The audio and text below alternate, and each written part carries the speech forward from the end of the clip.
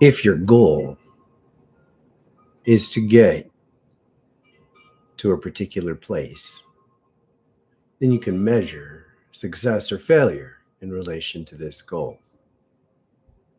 When you carry a clear sense of what it is to achieve spiritually, you've already made a choice to think in terms of achievement. I invite you to let go of the definitive trust you may have in what is and isn't real, which includes letting go of any definitive trust you may have in me. Whenever a new layer of intense presence comes into you, it will awaken anything and everything that is latent. Whenever you change from one phase of your life to another, it presences you to everything that you need to let go of, and any extent to which you are still identifying, woven with elements of your past, will call you, will start singing its song in the middle of your journey, in the middle of a dance that you are entering, and challenge you to make clearer choices about who you are and what you want to create. Right now, I'm in such a time. A significant part of me is screaming against stepping forward.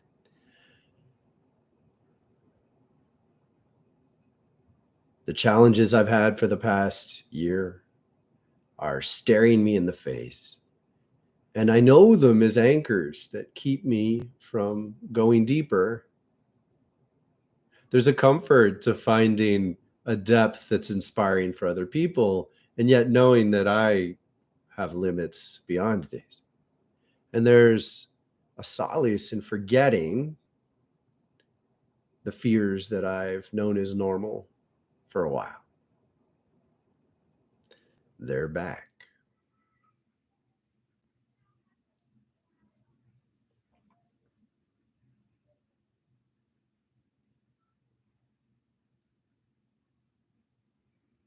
On a critical moment, when I first connected with Thoth consciously, there was a lot of anger in the environment around me. And the anger presents problems that had been hidden, and those hidden problems were in the way of getting deeper. And as I stared at those problems and let go of my identification with them, I got deeper. That's happening.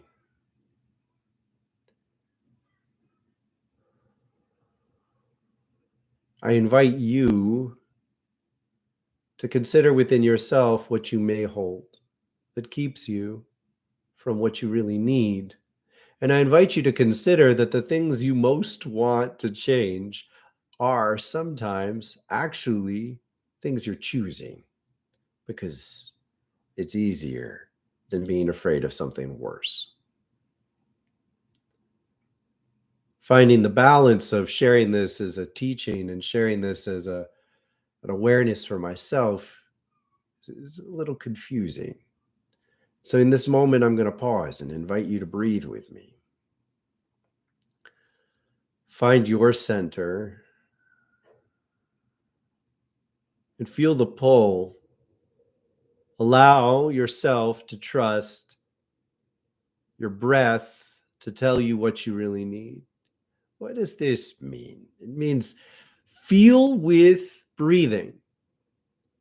And as you feel with breathing, trust that if the feeling takes you into something wrong for you, you will know that all the more because it will be louder.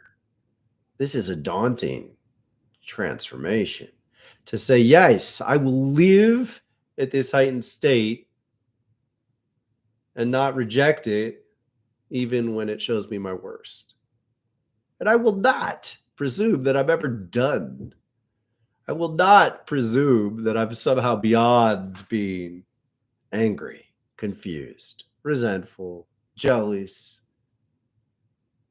childish, petty, frightened. dominant, abusive. Because it is in being cautious about these things, being conscious that they may presence themselves, and then committing to finding a deeper love amidst them, that we make sure we don't become them.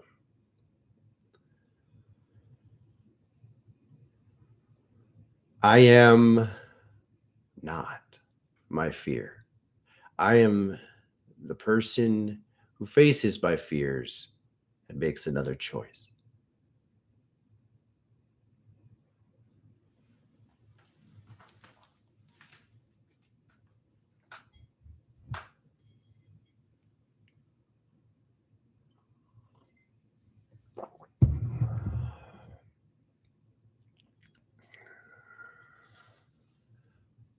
Welcome, Sarah, Kinsey, Jace, Erica, Angie, Emilda.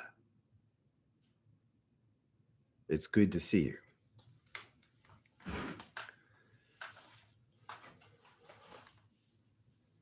Last night I couldn't sleep. Not explicitly scared, I'm fairly good at turning a conscious feeling of fear into excitement. And wondering the extent to which I should prepare these. And I prayed and I got an answer.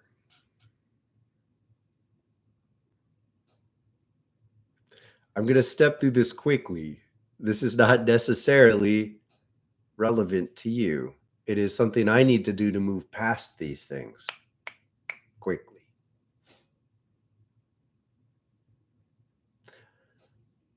I was given the opportunity to thrive in a mainstream corporate way. I was riding the dot-com boom and offered on a platter the opportunity to enter a high-ranking dot-com startup, make more and more, get stock options, go deeper still. I was given the opportunity to run my own business, to champion new ideas, seeing things that other people didn't see way ahead of time in a corporate way that fit in, that was inspiring, that could meet other people's needs, that could make a lot of money.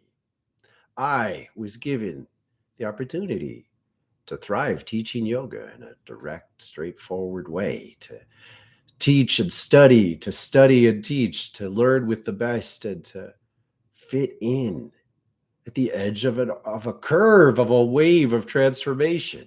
I was given the opportunity to live in a ganja mansion, handed money, pot, girls, rock star opportunities.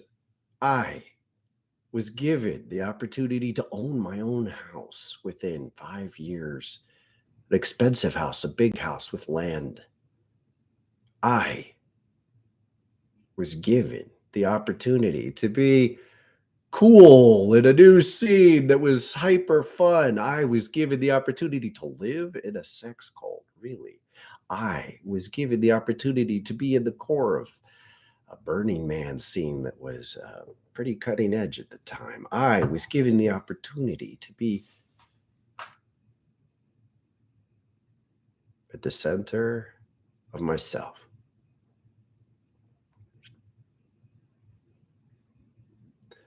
To embody into the energy that is presented to you by a community is a big choice, because you could be fed by a community. You could be fed by people and a collective agreement about who you are. And even when it meets the desires enough to sustain you, it isn't necessarily you. Again and again, I walked away from extreme opportunities because I felt something truer that was deeper. When many people want the same thing, it generates an energy. So a lot of people are desiring something, but it's possible to channel your desires into a setting where it's essentially like musical chairs. Everybody can't have it because the desire itself is framed as something that is a victory over others, a winning out of a communal pool, like a lotto in a way, an energetic lotto. And many of the opportunities in the world that we know work like this. They're essentially American Idol. When American Idol was first becoming famous, I was singing. I was performing on stage sometimes, and I felt the way the pattern worked. I would meet other musicians they looked like me. They were singing songs about the feelings I had. And as I extended my camaraderie to them, I felt something else too. I was like, oh, I can team up with you against other people, or I can fight with you. But one way or another, we're going to fight. We're going to jockey for position to take something that other people want. When your dreams channel you into taking something that other people want, and that is the way they are fueled, it's like the lotto. We don't have to dream this way. We don't have to dream this way. I once won a game. It was a game. People were drawn from all over the world to a particular place. Doesn't matter where. This happens so many times in so many ways. It's a common story. I won a game. I won a game over other people. And at night, I was given an award ceremony, and I felt it. It was stronger than the feelings I felt during the day. And I was being brought up to a stage to accept my reward. And all these people I competed with were looking at me to see that I had won, and they were giving me that. And something tapped me on the back, and it said, you could have that, or you can come deeper. And I turned away from the podium and I walked into a space where I wasn't seen.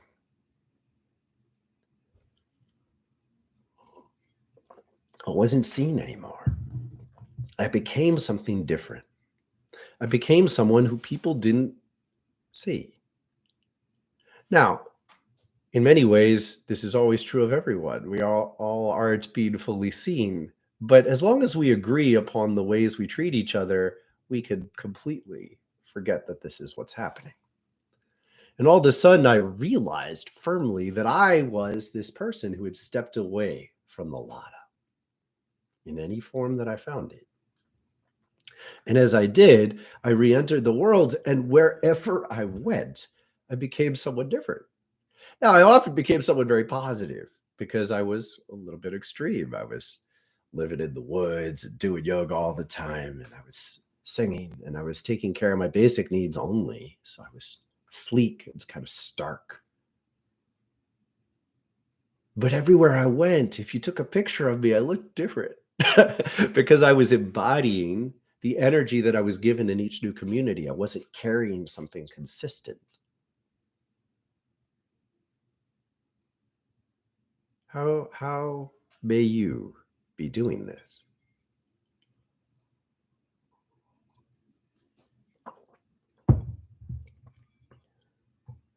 Now, I have a family. I spent 8 years doing that, wearing the masks that I was given, wearing the costumes I was handed. And when I came back to my hometown, I was tired. The problem is it worked better than ever. Like, all of a sudden, I was the hometown boy who'd gone to California and embodied all this stuff. And so I had to do it again in an even more painful way, wearing masks, and then loving them and appreciating them. But knowing that the people who saw me in the masks weren't seeing me, knowing that the people who respected me in the mask weren't respecting me. And when I tore them off, I disappointed so many folks. Now, don't worry, this is not I didn't remember Kumare. I'm not doing that with you. Kumare is a movie about a guy who pretended to be a guru teacher and then broke it all for everyone. And that's not what we're doing here. We're doing something different. I already did that. I broke it. And now every time I feel terrible, I need to say so. I'm terrified that to succeed with this, I have to break what works with my family, because my family helps me know myself in the way I want to be. My wife helps me know myself in the way I want to be. The love we share works to feed my heart. And it's so weird getting attention from new people who I don't see yet, and so intense in many cases that I have a part of me that's clenching inside. It's like, afraid to go back into these depths now that I have so much to lose that I really don't want to lose. And that being said, time to go deeper.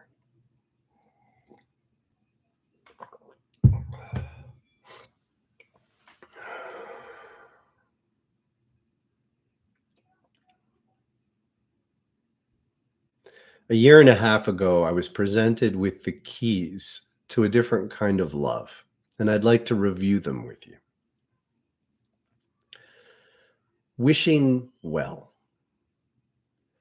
When we encounter people in our lives, everyone, we need to wish them well. Anyone who could be an enemy, anyone who could be reviled, no matter who they are, we have to wish them well.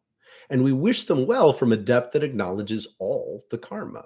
So knowing that someone in deep suffering may be in deep suffering because their karmic patterns led them there. I am not that judge. And yet I am aware that tinkering with a time bomb is delicate. When I wish someone well, I wish them well from a space that wants their karma to heal. And my love from that depth will fuel the lessons they truly need. I am not the judge of whether their lessons are this or that. It is deeper than anything like that. I wish well from the depth that says, I care about your spirit, remembering your soul. May God be with you. I am transparent. This is the second of the three principles. I am transparent. I am here knowing that when I encounter other beings who see truly, they see me. I will not think as if I can hide. I am here. I am all here. Now, people learn in different paces. So sometimes you start to see some things that are hidden and you don't see everything. I keep surrendering into the depth that says my transparency trusts that all of me is seen. And by acting from this place, I never generate lies. I don't generate masks that are intended to hide what is wrong. By all means, I generate what I hope to become, but this is in full acknowledgement that I am also everything that is mine. And I see you in this way as well. As I commit to seeing with transparency, I see you to the exact depth that I'm willing to be seen. That's why it works. And as a result, we cut through layer upon layer of reality that is generated with masks and costumes intended to hide. By eliminating these layers and refusing to live within them, we find a truer love. And proximity. Now, this may not sound like the first thing you'd put with love, but trust. Proximity means I love what's around me. I love who's around me. And whenever anything goes wrong or becomes confused with people around me, I love. I love as if I am invested because I am. Everything I see is a part of me in some way. Now, this doesn't mean don't leave. Sometimes you may be in the wrong place, but leave based in finding the truth within yourself that guides you. And wherever you are, as long as you're there, love everyone you can see, everyone who you can touch, everyone who's near to you. And presume that if something comes into your heart mind, into your awareness that transcends physical space, this is also proximate to you in a different way. This is energetically near you. Love. Love what is near you.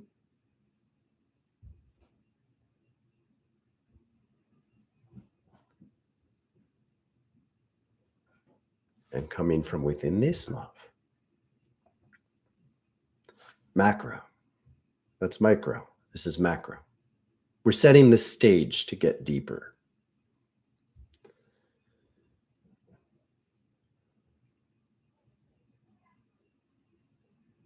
Earth is an amusement park of sorts. It's many things, but approach this way. You approach the Earth from space, and it's an opportunity to do a lot of things there. Period. There are two basic cycles to be aware of. Distant from the center of the universe, close to the center of the universe. Distant from the center of the universe is a time of sleep, in a way. And during this time, difficult karmas are worked out on purpose. During this time, those difficult karmas are worked out without the full intensity of the full universal presence within you. So you essentially take part of yourself and invest it in a world where other people are taking parts of ourselves and investing it together, but they're all handicapped. They're all lacking the full presence of our soul. Because it lacks the full presence of our soul, everything that's created this way is temporary. It's temporal. It can never be more powerful than the full presence of a universal self. Your universe is in tune with the one verse. It's in tune with the truth. And when you're in tune with the truth, you have everything. When you're in tune with the truth and you accept that you love what's near you, you wish it all well, and you don't hide any of your problems, all those problems become smaller and they stay that way permanently. During the eras when these deep, difficult karmas are worked out, everything is more like cloudy, wispy in relationship to the true depth of what's possible. We're ending that. We're ending the sleepy, dreamy time when the difficult, painful things are worked out. And the first step is to shift in recognition, to stop centering in it, and to start centering in your universal self. And as you do, new perspective is gained. On a personal level, this gives you perspective on everything that's been painful. It all becomes somewhat less important. And on a big level, you start to tune into others who wake up too, and we get company that you know it. It's like, oh, I've been starving for this. I know I need this. This is what's real. How can people treat each other with such disdain, with such disregard, with such lack of care? How is it even possible for people to live and love so poorly? If you have not had these feelings, you need to begin to have these feelings. And it is terrifying to wake up and look around you and recognize the petty, awful ways in which we sabotage real love. Wishing well, transparency, and proximity. It seems a little heady at first. But when you apply these principles around you, you notice the many ways in which people break love. Day to day, love is possible, and we break it. We turn away from it. We interrupt it. And as you commit to not doing that yourself, it hurts more to watch other people do it. And the remedy is to recognize it within you, to be honest about the ways in which you may also participate in this breaking. And as you focus on that and commit to shifting it, you center in yourself even more. And you see the pain even more starkly. And this is where you wish it well. You begin to turn compassion into an art form, a daily way to respond to what's wrong in the world around.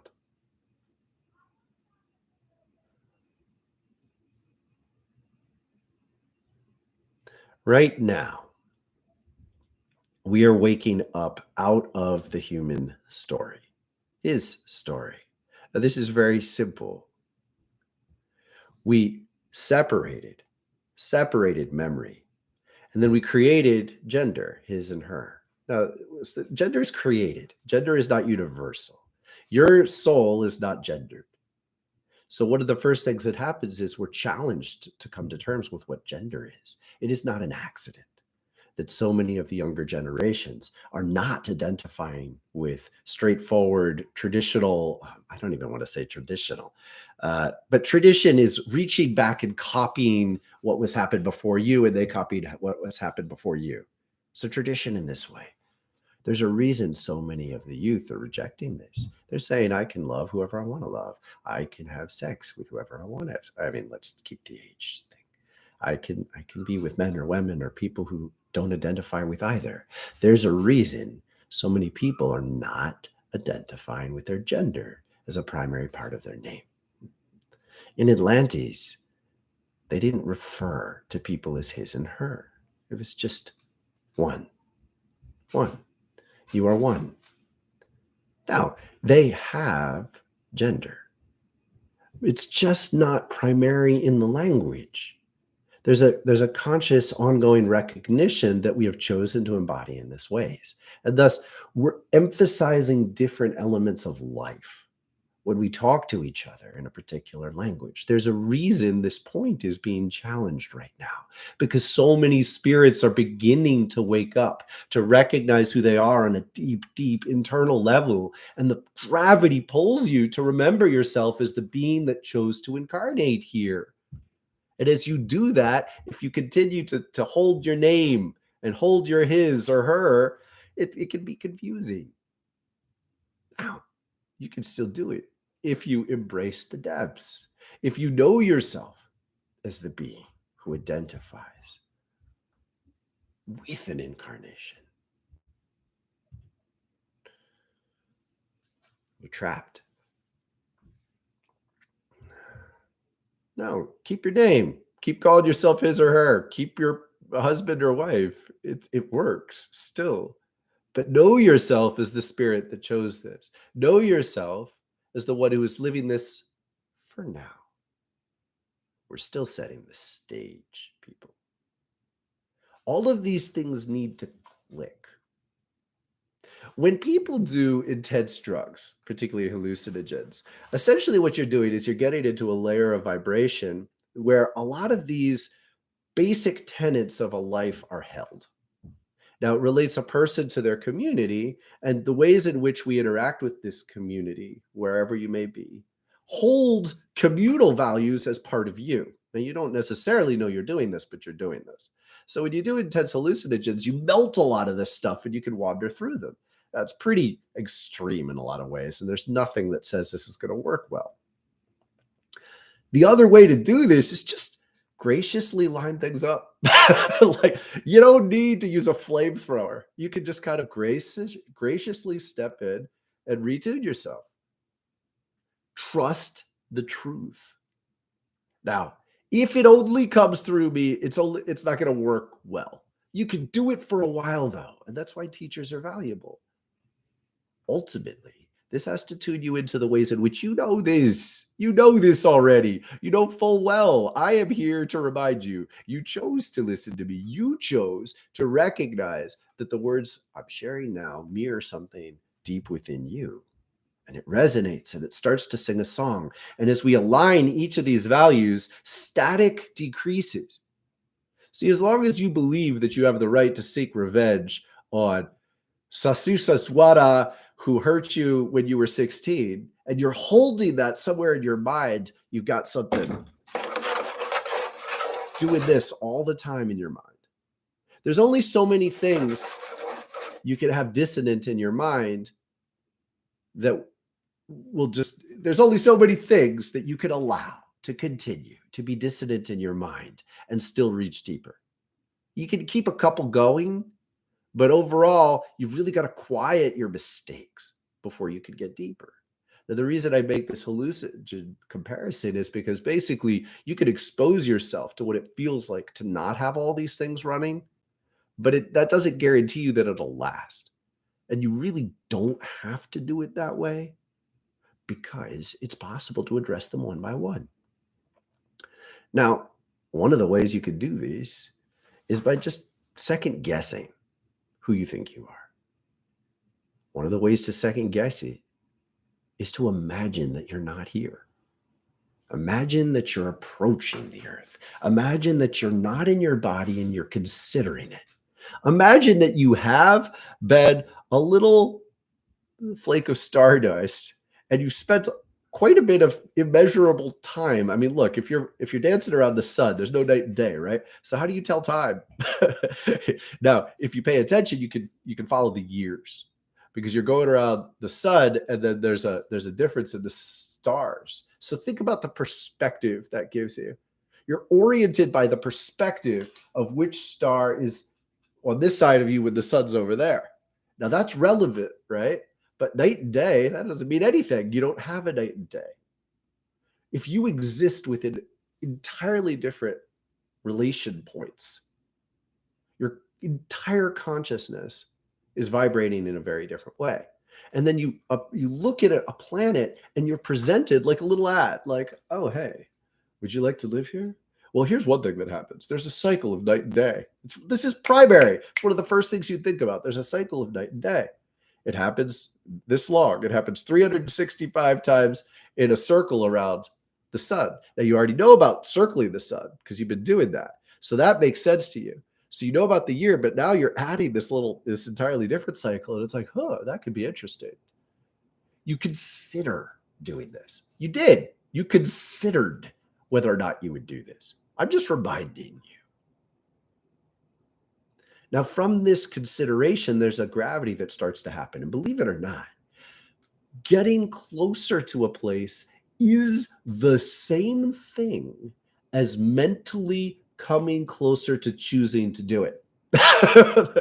So as you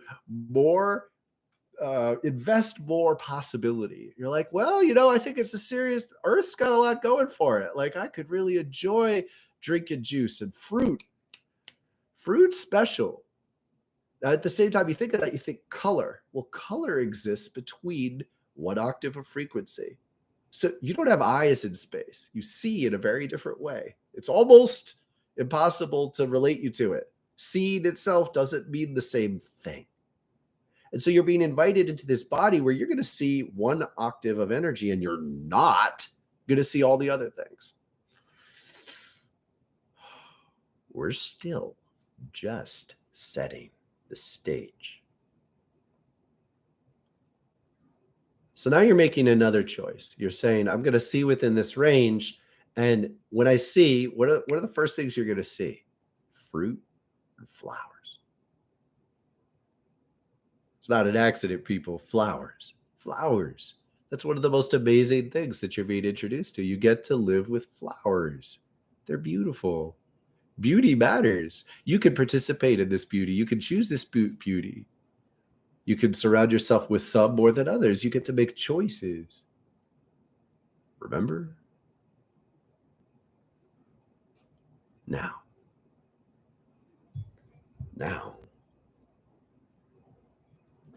Feeling, touch. You're still considering this, people. You're considering coming into a body and being invited to live in this body, and you're going to have 5 fingers on one hand, 5 fingers on another, most of you. This is a choice. You can have 10 fingers. This is not, this is normal here. You have one arm, another arm, one. Yes, I am going to. One leg. Another leg. And you're going to touch things. You can swim. Oh, this is a big one. This is, for some people, this is a deal breaker. You can swim. You can jump in the water. It feels good. Changes the way you feel all over. Then you need to learn about hot and cold. So when you first come to Earth, one of the first things that happens is you're introduced to cold and you're introduced to hot. You're going to live in between.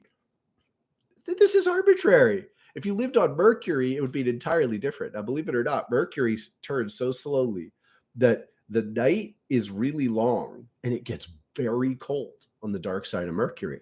So Mercury has this incredible expanse of temperature. So any consciousness that exists there has to have some way of navigating between these extremes. They have to have some relationship with those extremes. On Earth, there's an Arctic extreme and there's an equatorial extreme. When we exist here, we're existing within relationship to this kind of boundary. We're still just setting the stage. Oh, you want to feel? Well, believe it or not, really and truly, one of the primary allures of being on Earth is to be human.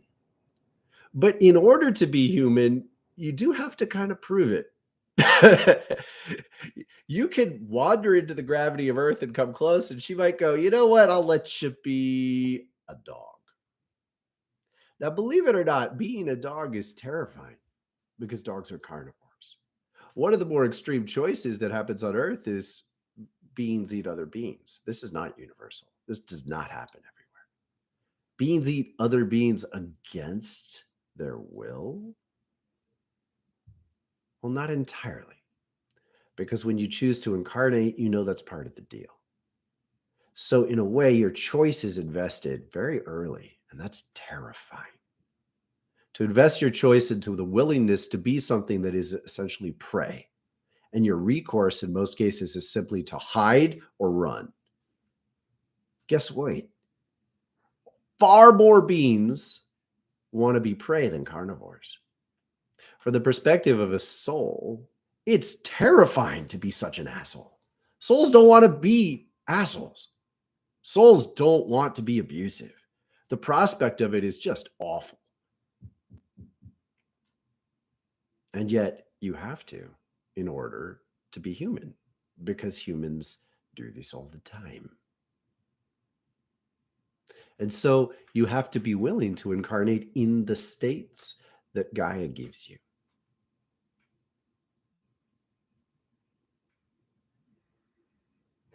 That's where your choice was. This is not against free will. You had to surrender deep to get here.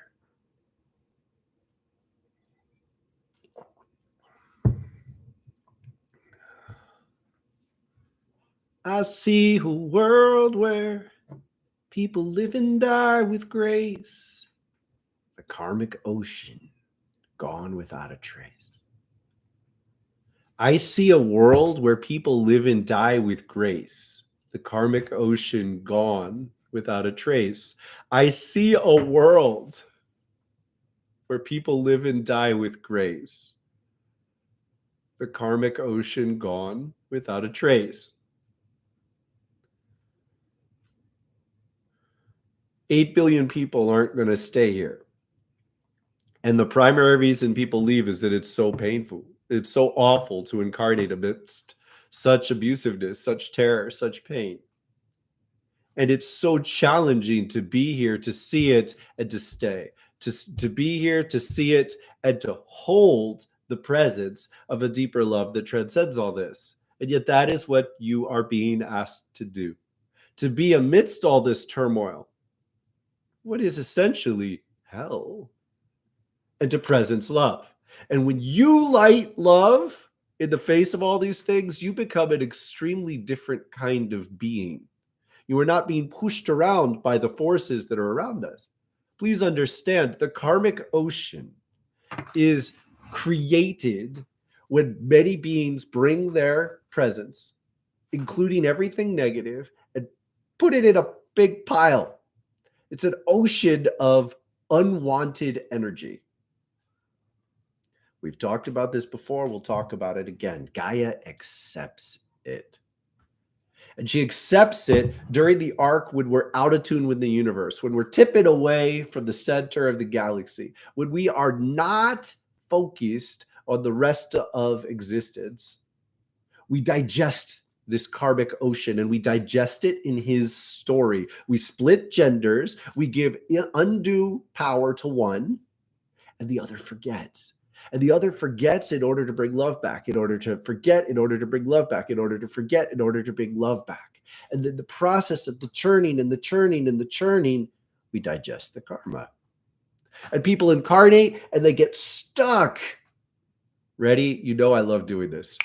Quick exercise. Find your heartbeat. Find your heartbeat. Can you feel it? I got it. Now, find it in the back of your neck.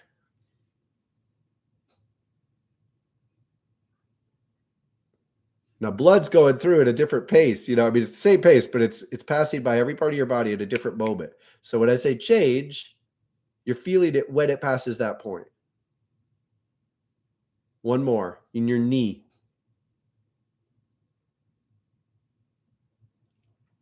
See, all of life is connected. All of consciousness is part of a universal love, but where we put our focus makes us that for a while.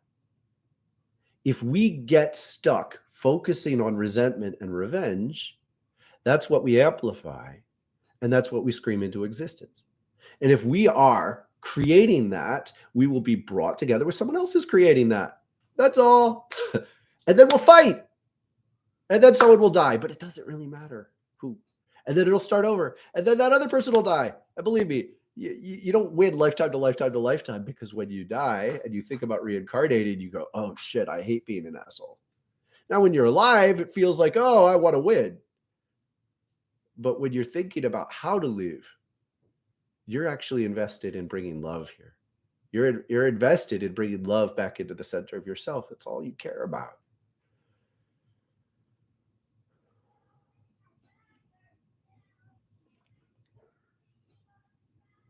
All of human history has existed within this karmic ocean. Everything you know of is human history. And if you trace it back, we lose the beginnings. And the beginnings reach all the way back further into something that existed before then. And before then, there were people here. And you know what they did? They liked swimming, and they liked flowers. They liked to sing. They built beautiful things. They liked to build things without waste. It mattered. Oh, they love to spin rocks. They love to spin rocks with their mind. It's a thing. It's a way to teach kids. You put the rock on the table and you teach the kid to spin it.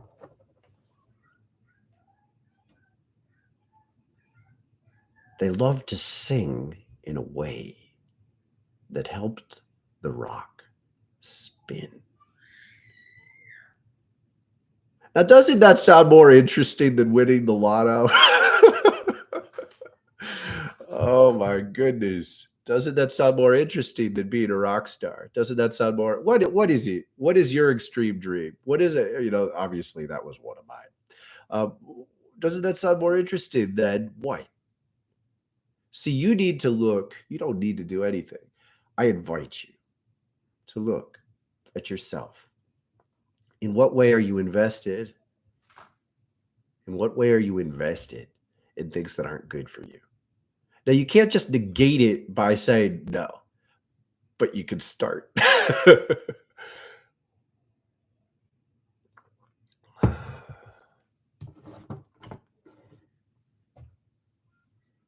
Now we go deeper. You plant a spirit tree when you arrive. Your soul becomes a seed, and your seed mixes with the egg of the earth. Now, look, from this perspective, it's not perverse, and it's not even sexual. It's an egg and a seed. And your active energy is going into the earth, and you're planting yourself, and something much bigger gets created, a tree. Your tree of life exists throughout your entire time here. And when you leave, it dies. The branches of this tree are different lifetimes. And the tree grows proportionate to these branches, and it sways, and it essentially dances over the course of time while remaining rooted. Every era of history exists in this dual way. Now, it's more than dual, but be with the duality of it for now. On one level, the spirit trees, the trees of life of everyone incarnate together exist, and they have their own conversations. Now, some people call this your higher self, but I'm inviting you to think of it as within you. The higher refers to vibration. Nonetheless, I find it to be misleading. Within you, your divine self within, your inner self, your true self, your soul is present. And your souls talk to other people's souls. Amidst your worldly life, it's happening at the same time, but you may be out of tune with it. So your soul might be literally trying to get you to make different choices, and you're like, no, because you're focused so heavily on that revenge energy that you just can't even think about something else. So on this other level, we have the conscious presence of a culture. And it's composed of stuff that in many cases we'd like to get past. Now, here's the cool part. When we pass through an era of time, it's gone in linear time, right? It's over. But the spiritual presence is not. In fact, the spiritual presence is still very tangible, still right there. You can talk to the past because the past isn't past.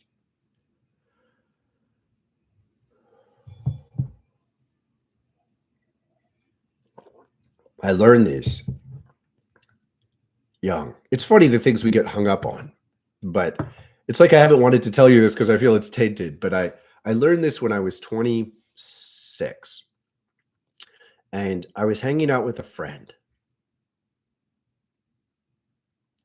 and my girlfriend. The three of us would hang out a lot. And he taught us how to make a gravity bong. So we cut off a soda bottle and you immerse the soda bottle and you put tin foil on the top, and then you put holes in the tin foil and you put pot there and you immerse it all the way and you light the pot and you start pulling the bowl up a lot. So the suction pulls smoke down and you fill this entire thing. Then you take the tin foil off, you put your mouth on, and you put an enormous amount of cannabis in your system at once. I couldn't walk.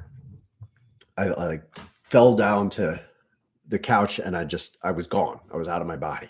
And I met the Greeks. Then I wrote a poem about it. And years ago, 10,000 years, 10,000 sing, blowing between years to today.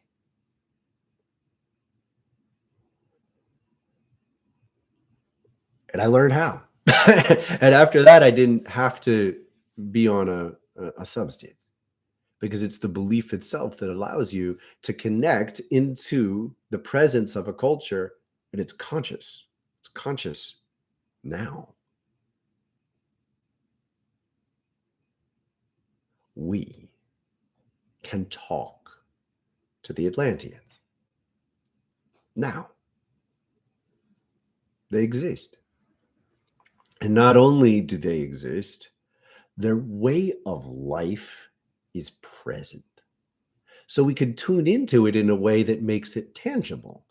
But you can't do it if you have too much noise. If you have too many things in your psyche that are invested in a different way, if you can't let go of them, you can't let go.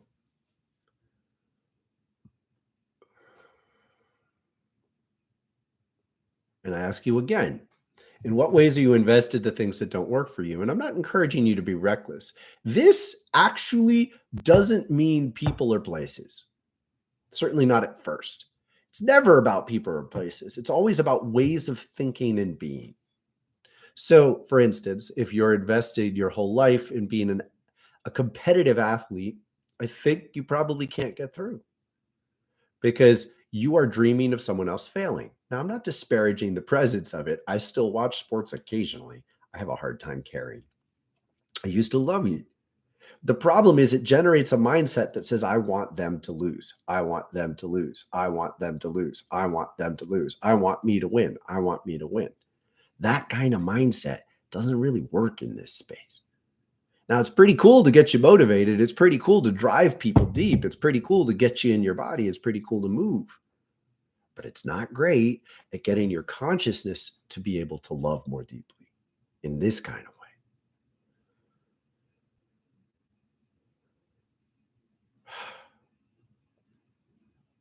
It's enough. They said it's enough. It's enough.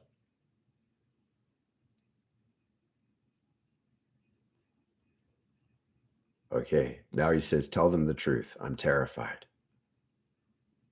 I'm terrified because I don't fully trust myself. I enjoy attention. I enjoy excitement. I enjoy attraction. And I don't want any of those things to destroy the core of the family that I've made for myself. He's saying it's not enough. I'm terrified to misuse my power. I'm terrified to misuse my influence. I'm terrified that people will copy me and get hurt, that I will give guidance and people will misconstrue it, or even it'll be wrong for some folks. That's enough. We're going to have a conversation now. Holy shit. Okay. That's unexpected. Do you have any questions for Thoth? You may ask them, and I will. I've never been willing to do this. You may ask them, and I will ask him. And if too many get asked, we'll have to remember them. But no one's asked anything yet, so it's enough. It's enough. He's just telling me it's enough. I got enough out of the way. That's so cool.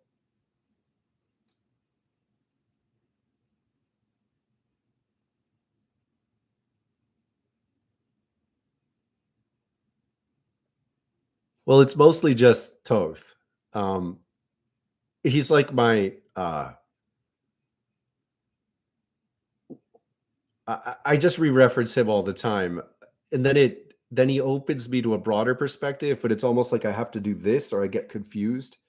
And then I turn away and I see it's as full as I can see. I mean, there's consciousness all around. It's not quite as yeah,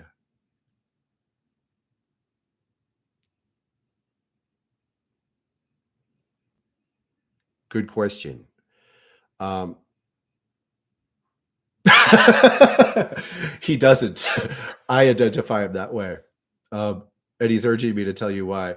Um, as Toth, I know him as the one who led me through darkness. And so I think in a way, um,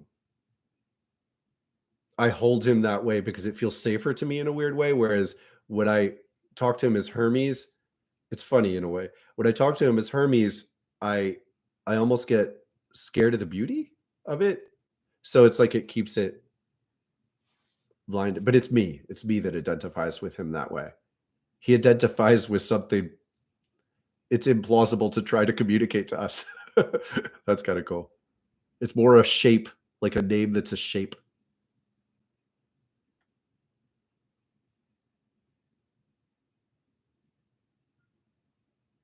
Ah, okay. Shannon. So a lot of this, he has taught me. So I can tell you, you don't. You basically go with things more frequently and you learn from that. So there are certain basics, and there's a reason there are the 10 commandments, right? Like those are like you have to program that in and you practice it. So if you have an instinct to kill someone, you've practiced saying no to that. So you need the ability to say no to instincts, but it's like the brake and the gas. Like you don't say instincts are bad.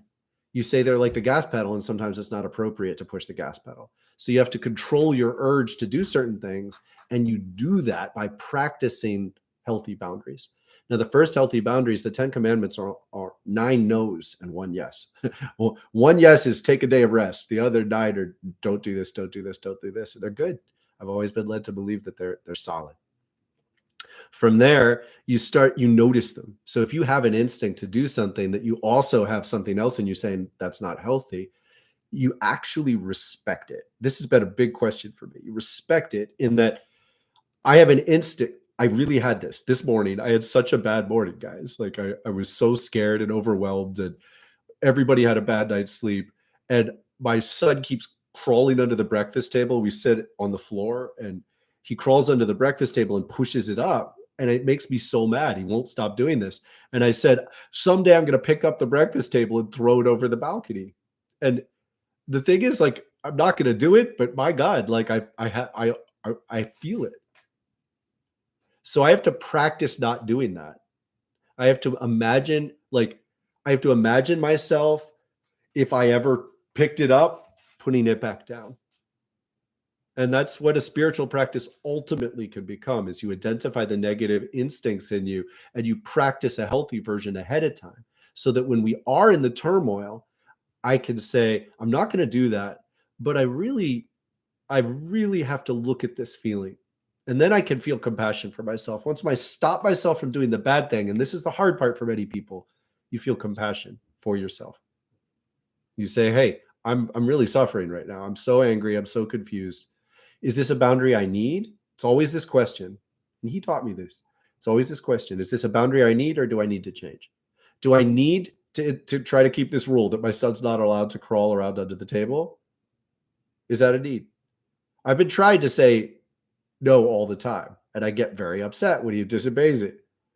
But my wife pulled me aside yesterday, and she pointed out, she's like, it's already made for it. Like, do we really need to get this upset at him? And so you could commit to asking yourself this as a question. When some part of you gets angry and has the instinct to do something awful, first, don't do it. Don't do it. Then say, what's upsetting you? I care. And then say, do you need to double down and find a way to keep this boundary, or do you need to change it? Now, I don't want to go further on that because this is stuff I know and I can share again and again.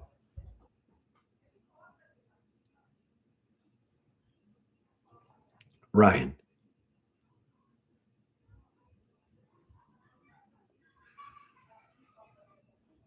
Yeah, it has. It's done.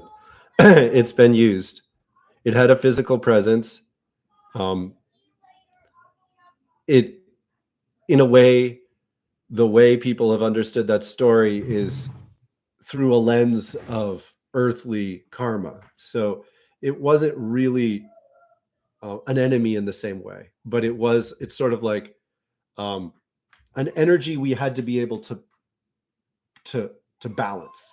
And so there was a latent ability to balance that energy within ourselves, within on the earth. Now there was really a ship, but it's in between material and spirit. It's real vibrationally.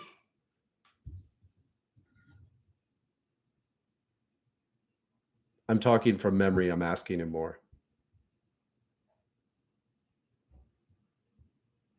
Yeah, it's real in spirit, and it has something that essentially could be felt materially, but it kind of dissolved in the use of it. And yes, it would have been like being blasted by an intense, like almost like radiation, if we hadn't been able to say no. But we were able to say no to this other energy, and it's balanced out, and we're fine.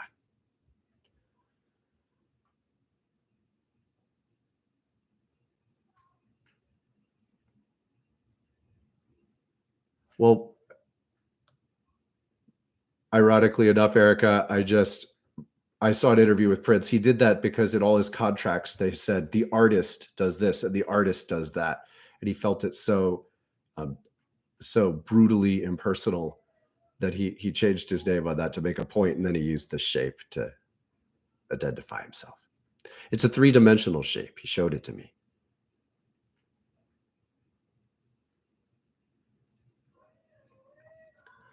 Okay.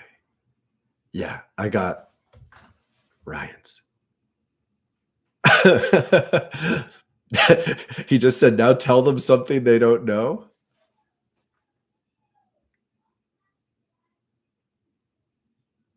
About me. Okay.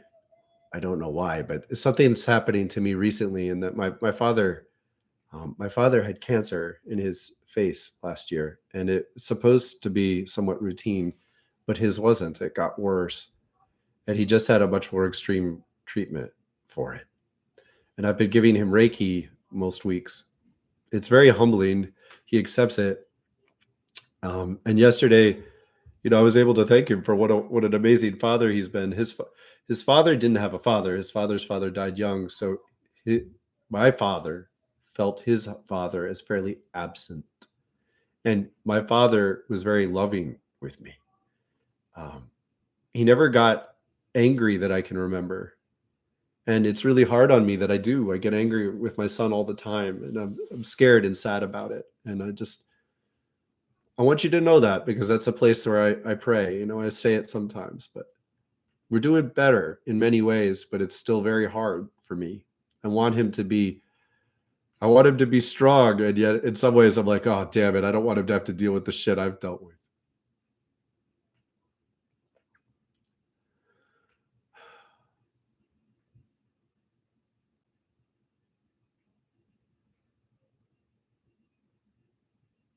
Um, it's a shared choice.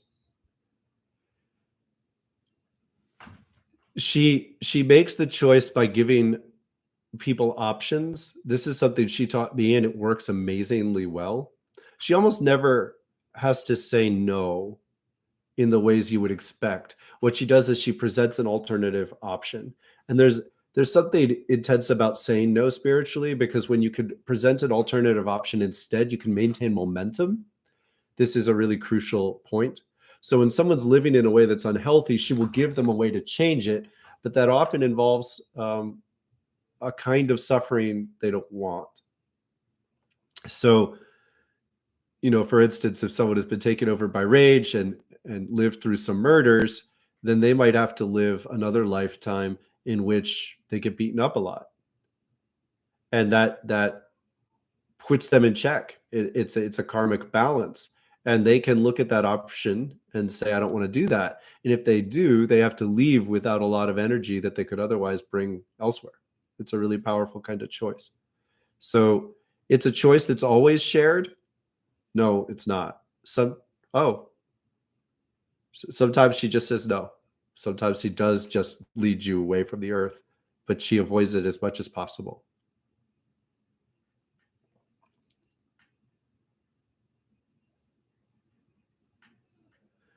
Yeah, we can keep going. I've totally avoided doing this I haven't been ready, but we're just going to keep going with this, guys. This is a question day. I'm following the flow of it. Wow. Okay. And I think some things are going to come through spontaneously.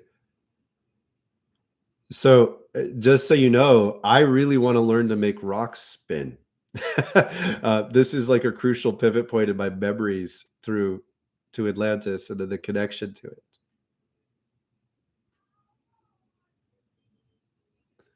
Still open to questions, and I'm tuning in the meantime.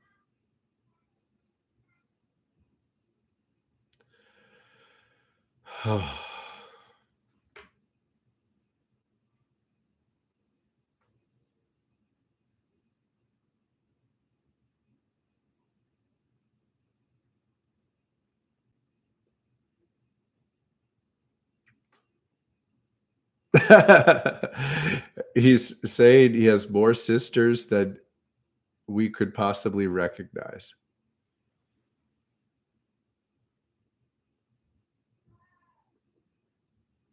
Um, I'm just sharing. There's someone he's referring to, something kind of like Ryla, and he didn't really rescue her. She forced she forced him to live up to a dare that he essentially put her into, and she held him to account, making him like he basically he basically dared her to try to do something, and he is a huge part of why she ended up there, and then he backed out of participating and she made him live up to it.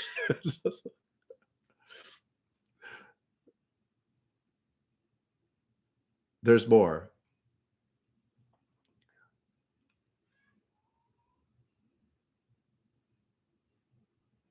Okay, and he does want me to say this now. There's also these things that I just haven't wanted to say, but uh, that he says she was his wife in a different lifetime, and they produced certain kinds of intensities that it was very important they presence a lifetime in which they not digest things sexually, which is part of what happened then as sisters. And then no, no, no. Um, I lost. No, I didn't. It's still here. Okay. So I've really avoided this one, but it's really important that I be able to talk about it more. One of the reasons people are questioning sexual boundaries so frequently is that as you presence yourself in relation to your soul, you unavoidably recognize other beings as people who you have had sexual relationships with. And that can be terribly confusing. It is common to be married and then later to be friends and then to be children of or parents of or cousins. And part of the point is to put people in a position where you can share incredible intensities, and then you have to love each other in a way that does not get expressed like that.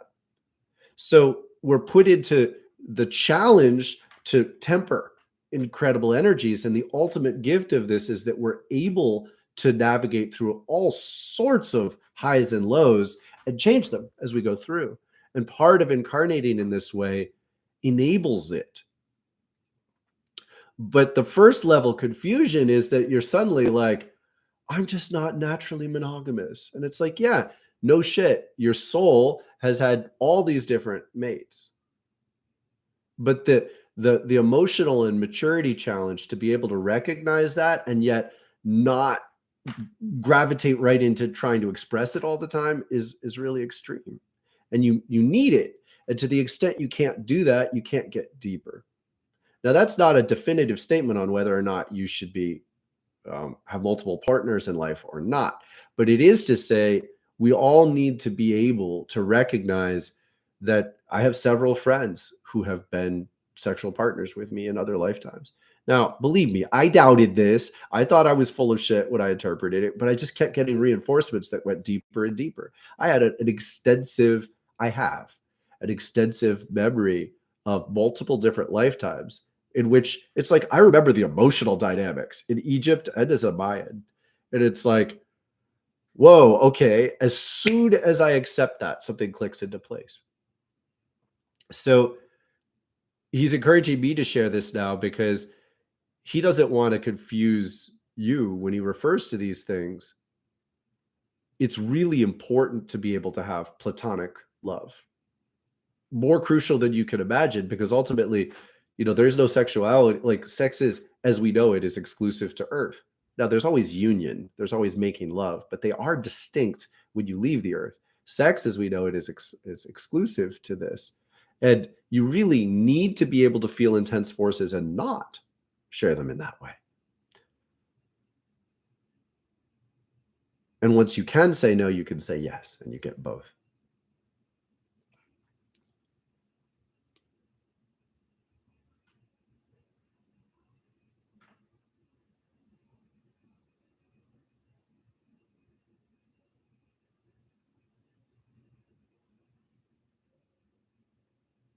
Yes. Gaia is, she hesitated to, no, she didn't. Damn, see, this is why it takes maturity for me to handle this. So I hesitated to understand this for a long time, but basically she is something beyond what we understand, because it's not a polarity like male and female. We would encounter her more as female in relation to the sun. She is receiving the energy of the sun, but she's also circling the sun in a very clear way. And it's not even close to thought of as like um, a union. Like, gender as we know it is taking something and pulling it into two parts and then giving it the opportunity to come back like this. One of those elements is the penetration and reception. But there's the penetration and reception of the sun's light on the earth.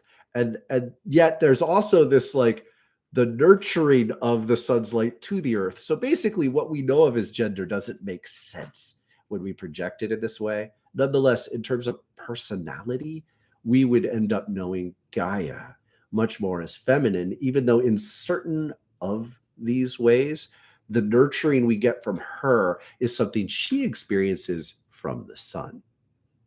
So as far as we're concerned, we basically might as well experience her as feminine for the most part. Is that enough?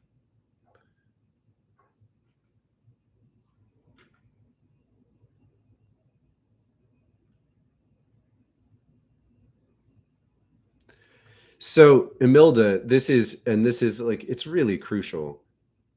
There is a maturity step in which you say, I am not the agent of making karma equal. And it is completely liberating. In some cases, the people who do the worst things are barely here. In some cases, you just have to consider this opportunity. They're basically like um, a robot player in the Earth game.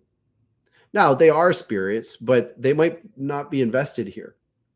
You have to understand that like people don't want to be the asshole from the perspective of universal consciousness. So when you encounter someone who is behaving that way, you always might want to be like, huh, I wonder why. Because in a very tweaky manner, someone who is a jerk to a lot of different people is playing a role for all of them.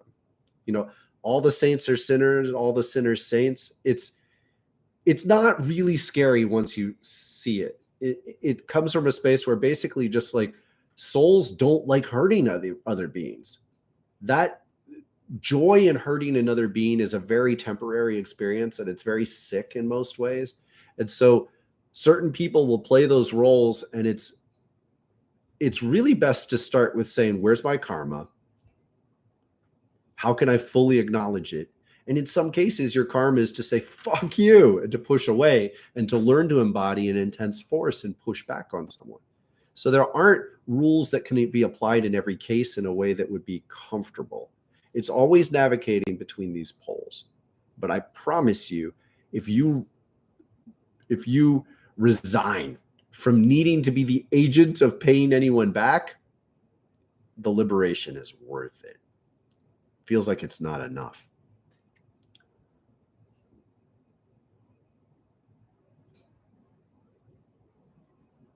So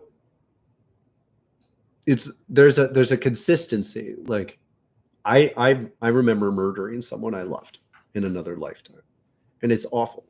It was one of the most present moments of my life, which is fucking terrifying. I was bawling in agony on the floor for hours, and I felt it all slipping away. I felt my love for this person just like dissolving. Like I couldn't see their face, and I was like begging to see their face. I mean, this really happened in my body in this lifetime. And it was after I met with one of my spiritual teachers who is passed now, but she led me there. And it immediately helped me forgive all sorts of people in this lifetime. Not in this lifetime, I haven't been beaten up, but I have been hit twice by people I loved. And I like stood stoically and like took the punches in the face. It fucking hurt. And they kind of crumpled like emotionally because I didn't hate them. I just held this like I won't give in to this.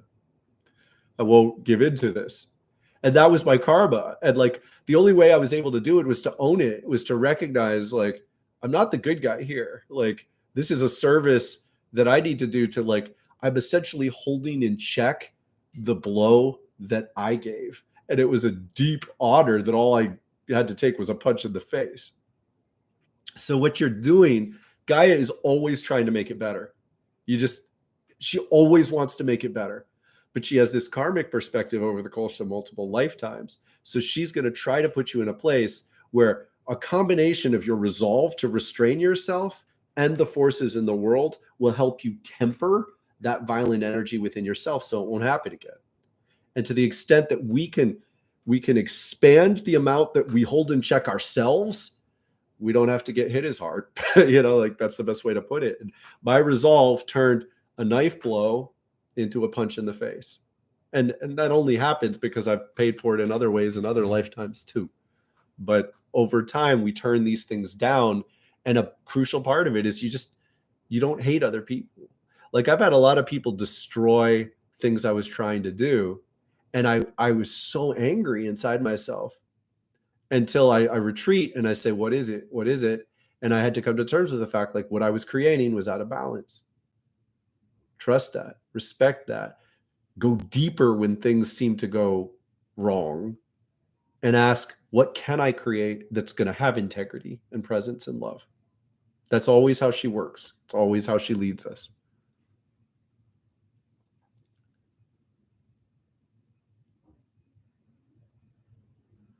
So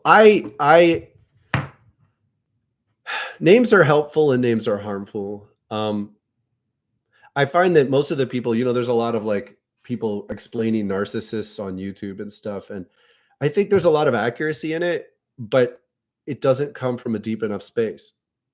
So they're seeing something accurately, and I think they can talk folks out of staying in abusive situations, but ultimately it doesn't heal all the karma involved. Now, a simpler way of understanding it is no one hurts someone else unless they're hurt. And when people are obsessed with themselves, so they're always trying to make everything about them, what they're trying to do is they're trying to control the vibe, because they've been hurt so much that they think that the way to not get hurt is to make everyone adjust to them. So all you want to do is know that. Now, if you want to call that narcissism, I think there's a reason. There's a good reason. Like Narcissus saw the reflection. Like it's like they don't see you. Like the literal Greek understanding of this is you're seeing your reflection in a pool. So they don't see you. Their entire reality is seeing reflections of themselves. And the only reason that happens is because they're so hurt, but they're avoiding themselves. So they're always projecting away. The only way out is compassion. If you just say, I hate this person, they're so narcissistic, you don't get it. If you don't see their pain, you don't really see their pain. Now, the crucial piece here is, and I think maybe narcissistic is a useful term in this regard if we use it this way. The crucial piece here is that narcissism always depends on that woundedness. And all you have to evaluate is this person capable of healing in my proximity or not? And that's a humble diagnosis, because it might be you who doesn't know how to hold space for them. But you can accurately identify, this is not getting better. Every time I try to take care of them, it just turns into a sick cycle. They're not really trying to heal. They're just trying to maintain control. I got to leave. That's it. And so when you do that, you feel compassion. Oh man, they're really suffering. But it's just an honest acknowledgement. They're in this narcissistic pattern. They can't get out. But I promise you, compassion is the only way to really disengage.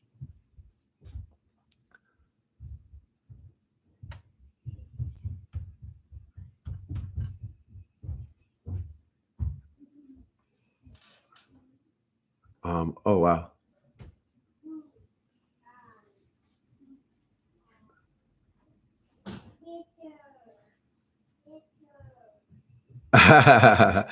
Oh, okay. Kinsey, I missed this. I have one. My biggest blockage is doubt. What do we do when the rocks don't spin? Yeah, it's gentle. So it's like, okay, when you learn to see energy, one of the best ways people learn to see it is you don't focus directly. You don't stare. You focus on what you see peripherally. This is an analogy for how to grow spiritually. And this is how I do it. You don't go straight at the goal. You just sort of like, okay, I tried to make that rock spin. Give it a solid try. And I'm starting to get frustrated. Stop and just refocus. How can I lighten my load? How can I deal with my stuff more? And just refocus on that. And then you refocus on that for a little. And then you say, how can I feel positive? How can I generate positive momentum in my life again? And then you focus there. And then you build positivity. And that leads you into, something that really does matter. It doesn't really matter to make a rock spin. And then we stay focused on that positive work, like in a very real way.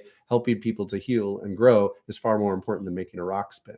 So there are so many things that I ask to be able to do or learn, and I get told to go back to work. So, you find your dharma, the work that helps you move through the energies in your life, and you just keep refocusing on your dharma. And then you kind of like, oh man, I really want to do this. Oh, I really want to make that rock spin. So basically you just have to identify if doubt gets too loud, don't keep focusing on it. It won't get better. Go back to focusing on something that actually is productive and healthy.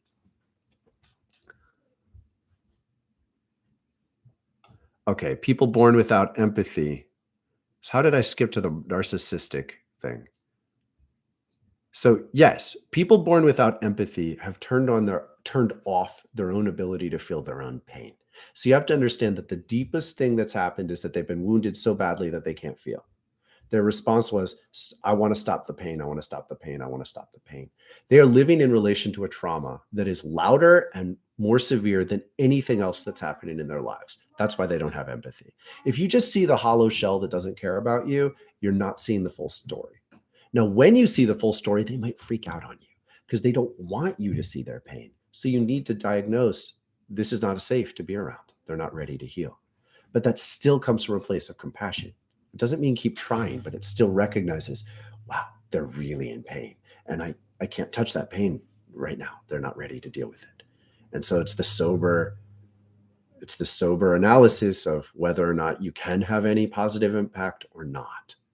And that's the only measure that matters. And absolutely it plays a karmic role, because for one thing, we all turn off our pain somehow. So really reorienting involves like, how are you denying your own suffering in a way that makes you numb and makes you a worse person to live with? And if you can refocus there and honestly heal yourself rather than thinking about this other person, a key warning sign that you're stuck in your own healing process is if you're obsessed with thinking about someone else. You shouldn't be obsessed with thinking about someone else. All you have to do is make clear choices about your boundaries. Am I going to be with them? Am I not going to be with them? Am I going to be in a committed dance with them in this or that way? Once you make that decision, you shouldn't be thinking about them a lot. If you are, then what are you not healing within yourself? Bring the question back into you and you'll know. See, this is a lot of stuff. Like, I've asked every question imaginable. He's answered a lot of these things already.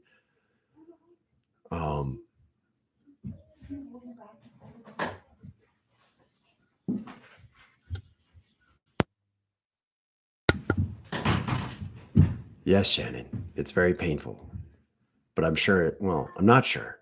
We never know whether it's gone both ways entirely. Okay, there's a narcissistic personality. I skipped all the way down there. So I wanted to add to this. One of the first lessons I got was don't think of energy vampires. Like, there's a valid dynamic happening, but I think it's an unhelpful way of framing it because it amplifies fear. Rather than thinking of it as like a fluid metaphor, where like they're sucking your blood, they're not. They're sucking your time. That's it. And when people take your time, what they're doing is they're bending you into the vibrations they want to pay attention to. That's all. They are designing a reality that feels safe to them, and they want you to invest in it. And when they succeed, you're spending your time singing a song you don't like. Think of it that way. It's so much easier to change. It's less like dreary and Dracula-ish. When we think of things in a negative way, we are bringing our negative bearing to the equation. And when you can change the way you see the same pattern in a way that's more functional, like music, like vibration, it's a lot easier to change it. And that's why I really discourage energy vampire as a term to use. And just think in terms of, yep, they're trying to suck me into their fucking song again, and I hate it. Not going to sing that song. Get yourself back into your song. That's it.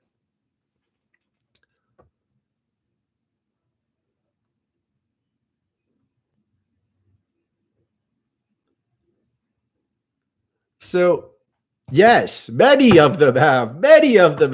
And like, this doesn't need to be complicated. It's like, there are two songs. There are two basic songs. So it's a lot more complicated than this. It is, but it doesn't have to start this way. There are two basic songs. There's a karmic song, the karmic ocean, history. It's a song that cuts through all of history and helps us digest it. And there's a deeper Gaian song that's in tune with the universe. Just think this simply. Most of the major saints and influencers who've influenced Jesus was a really cool influencer, right? Most of the most amazing saints were centered in the Gaian song, the Gaian universal song. And it's the same thing. Gaia is holding space for both these songs. Gaia is not out of tune with the universe. The history song is out of tune with the universe. So they were always singing this other song, and that they were acting in the world in a way that could most deeply affect us. Now, most of the major critical turning points in world history were invested in very intentionally. So even like inventions, like Tesla, they just sort of came down and said, hey, by the way, this is how this works. He says as much. In fact, most of the major inventors say as much. Newton says as much about discovering calculus. Like, it's just like, oh shit, it was all because it was given to them. So they were in their consciousness, they were doing something like what I do, where you committed to a universal love, and then you act to share that in the world. And it's just all about navigating, how do you stay committed to the universal love in the face of all these other patterns that are essentially in tune with history. It's a lot easier now than it ever has been, because history is falling apart.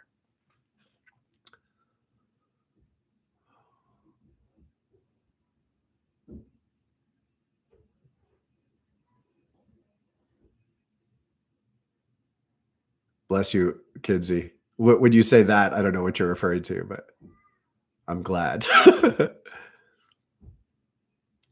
Was asking for a friend. And it's totally legit, Erica. It's the reason I emphasize basically, I always use the extreme case. But if you take someone who's very despicable and you see them with layers of negativity that are actually yours, you and your neighbor and your friend and your mother are all going to see them in a negative way, and you're all going to think you're agreeing, but you're all actually seeing them through your own negativity. So no matter what that despicable person has done, they're not really despicable. Their actions were despicable, and they become what everyone sees them to be, and then it gets worse. So our first commitment needs to be, don't make it worse. And the fact of the matter is that this is very painful. We look around at the people we love. We're seeing the people we love all the time through negative visions. This morning, it was awful. And I almost canceled class because I was so scared and overwhelmed. But I prayed and I got the commitment that it's my shit coming up, because this is so important. But I was yelling and I saw my wife's eyes, and I saw her as something. And I said, wait a second. And as I questioned what I saw, it dissolved and I saw something else in her face. It's terrifying. And I absolutely encourage you to learn to see this, because we see other people and we think we're seeing them. We're not seeing them. Sometimes we're seeing our fears. Even some of the positive things we see are our projections. So when we see what we call a vampire, that's just a classic thing of like, there's no possible way you're going to see goodness in something that's called a vampire. Just see someone who's trying to get you to play their game because it makes them feel safe, and you don't like their game, so you're going to play yours. I like song. They're trying to get you to sing their song because it makes them feel safe. You don't like their song. Their song is designed to make them feel at peace amidst their trauma. It sounds like shit to you. You don't carry their traumas. You're not trying to avoid the same things they are. It hurts your head to listen to their song. You definitely don't want to sing their song with them. So just don't. Just commit to changing it and be practical. It's a much more effective way to be healthy and to disengage from dysfunction.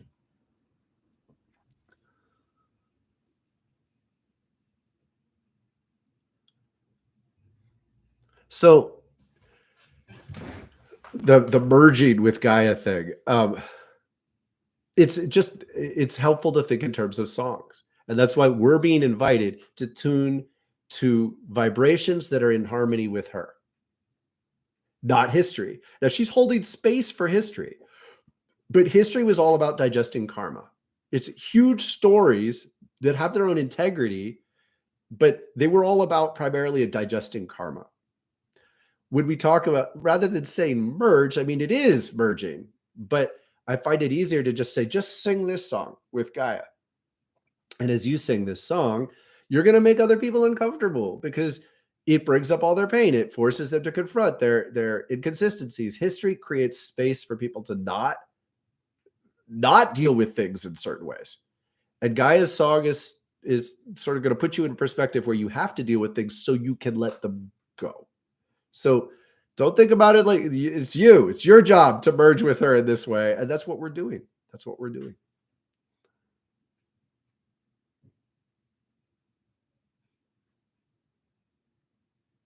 Yeah. And it's, Kinsey, when I was first waking up, I think I've mentioned this, but I lived next to the police and fire station. And for like a year, every time I was paying attention to learning to feel energy, and I was feeling energy in the community I was a part of, and I was like riding these waves, and it was really exciting and really intense, and I was picking up on telepathic connections, and I was gaining information about things, and I would almost invariably recognize a course, and then I would hear a siren, and I would realize a connection between what I was paying attention to and the siren, and I would go, oh shit, I did that. I did something wrong. And I thought it was neurotic, but I couldn't stop it. And the only way I stopped it was by saying, this is actually a phase of my life when I need to be deeply committed to taking full responsibility for my participation in the events that happen around me. This is the proximity value from earlier, meaning no matter what happens around you, anything negative, the first question needs to be, how can you most effectively help bring love into this? And unfortunately, one of the first things we could often do is first take an honest stare. Do you have any investment in the negative pattern that just happened? Change that. Now, at first that's kind of terrifying, and people fight to deny that it's their fault, right? But really, it's very exciting because that's where you have the most power. So if things are going wrong and people are getting hurt around you, and you can identify the area where you have the most power, that's to make sure you remove your own negativity from the equation. And that's where are you projecting? Where are you seeing people in a way that makes it worse? And then as you rein that in, you've immediately helped the situation more than anything else you could do. Then you can start talking about being a good person and being compassionate and bringing them soup. Do those things too, but first take step one.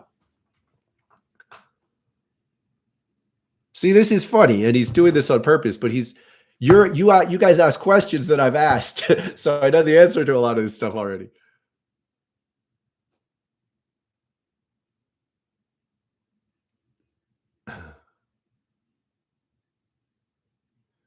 So mental illness, this is one of the biggest things for me. Saying something's mental illness is doing this thing like a vampire, but on a less dominant way. It's once we've said that, we're framing the situation through a particular lens. I encourage you to think in terms of spiritual illness.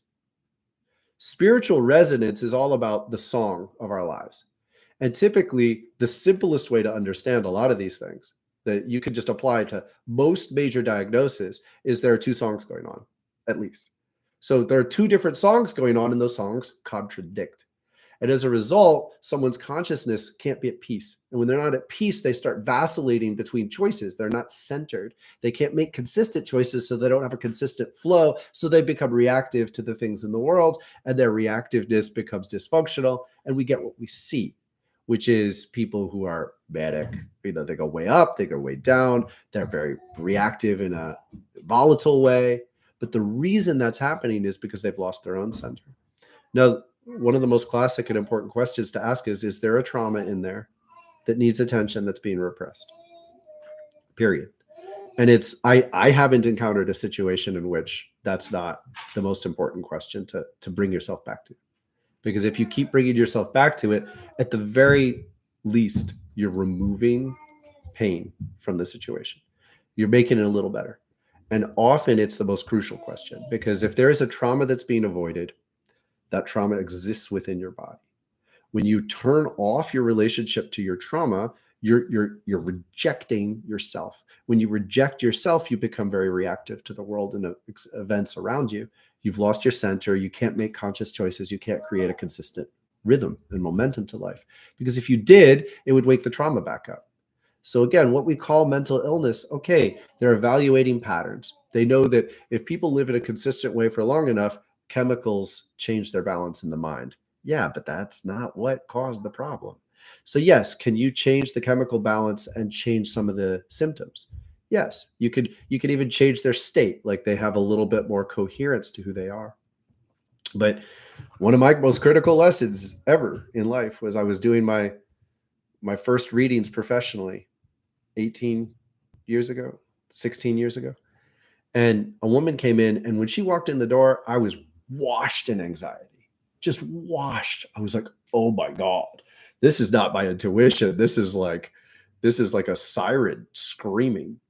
And so I was a massage therapist, but I would always offer people I said, I also read your energy. Would you like to know? No one said no.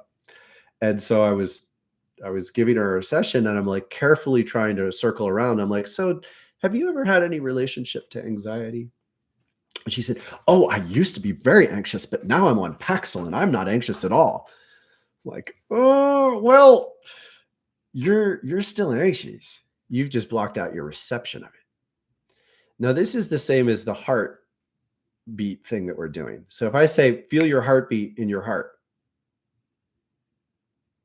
Now feel your heartbeat in your knee.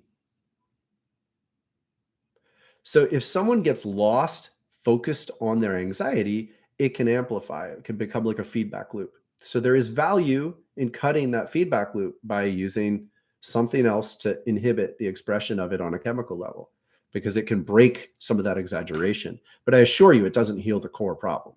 So doing that as a solution is awful. In my experience of what we call mental health is that they just stop. They do what they can and then they just stop. And they think that maybe they're suggesting doing other things, but they don't.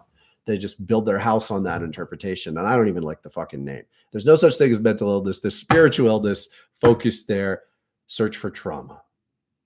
And often one of the most key missing elements is hope and joy and love and the belief that there's a bigger purpose to this life. And when absent that fire, we can't be well. We don't have a good place to rest and center, and we can't heal the problems that are exaggerated into symptoms for which people get drugged. So I care deeply about it as a theme, and one of the first things we can do is change the way we perceive it.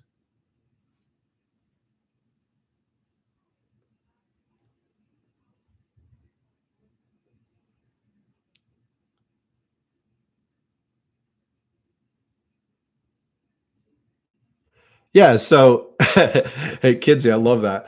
Yes, and I don't know that you can accurately, like, someone who's the only reasonable understanding of the term enlightenment that I accept.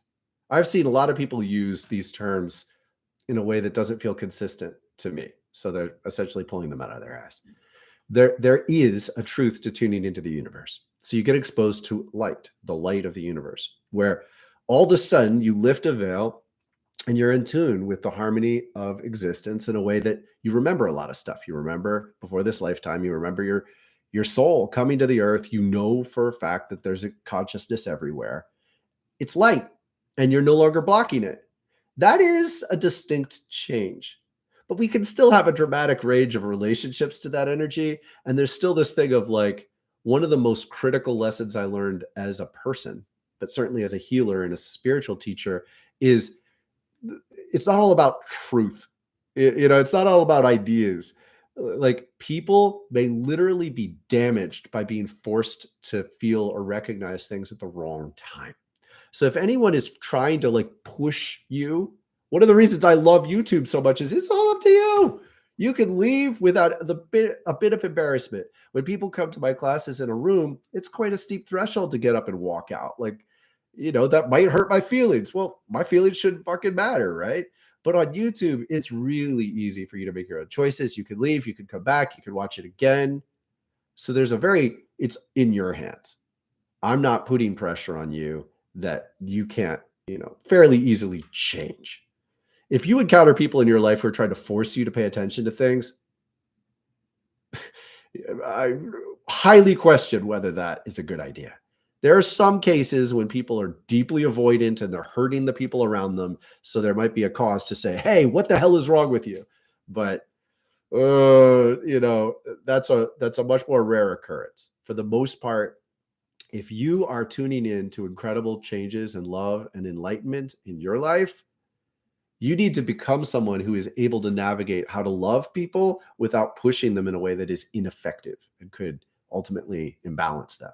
And holding that question is part of being a loving, healing, healer, enlightened, spiritual person, to say, what is best for this person? I have several friends who are really interested in my work, but if I push too far, they get overwhelmed. I have one friend who's regularly asking me questions, but like 3 minutes into the dinner party, I'm talking about reincarnation, and I feel like it's a little too much for them. So you need to be that kind of person too. Or it does exactly what you're saying, Kidsy. It becomes a sort of a vampiric relationship. I think it's a very healthy analogy to recognize.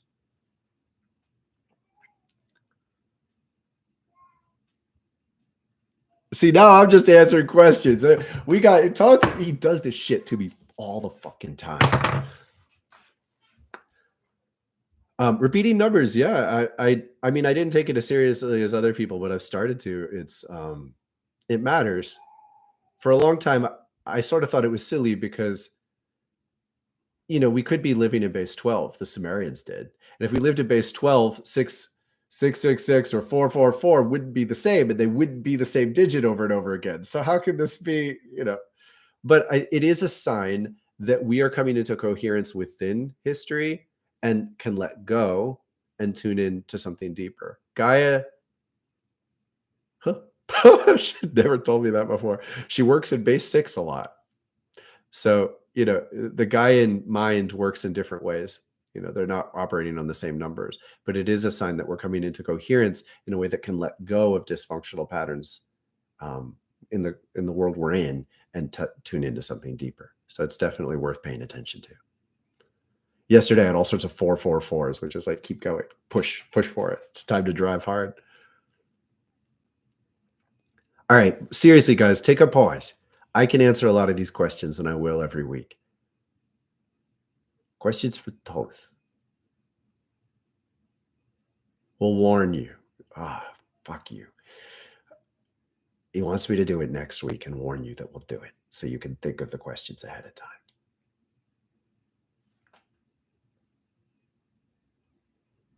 Okay, he's got something to say.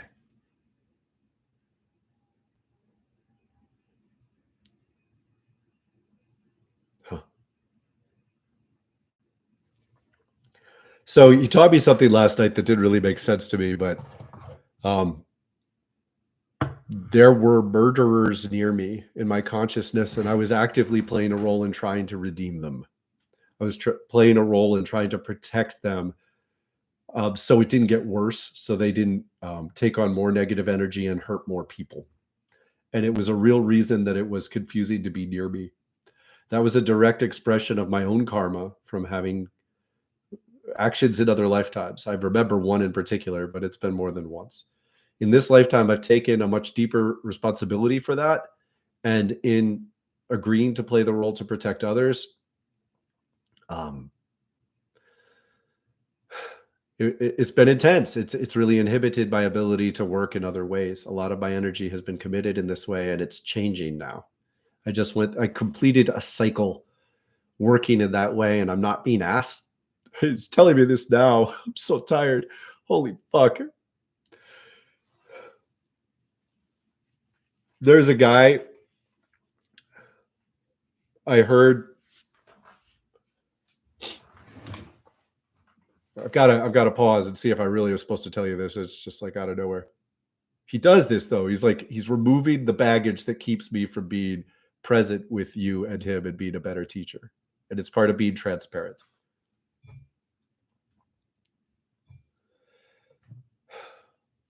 I have really avoided talking about this too much because it's been so easy to misconstrue it and because I have not wanted to damage this being's soul. However, I heard a man, I believed he was raping a woman at night. It was in a big encampment. There were lots of other people, and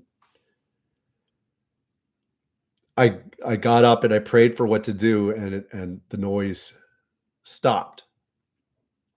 And I prayed further. I said, if you need me to do anything to change this, put me in the place, show me what to do. And I was terrified. He was very strong, violent. And I had reason to believe he'd killed people. And the next day I confronted him with some other folks, and he got knocked out. And after that point, like, he got knocked out while he was staring in my eyes, and we made like a soul bond. And in the moment he got knocked out, I saw someone who was a human, who was terrified, who was overwhelmed, who was fighting for his sanity. I saw elements of him that were like me. And I was given this charge to, like, it's like I was a reference point for him. I won't say took care of him, but I protected his right to change. I protected his right to become a new person. And Thoth is saying, I'm being relieved of that.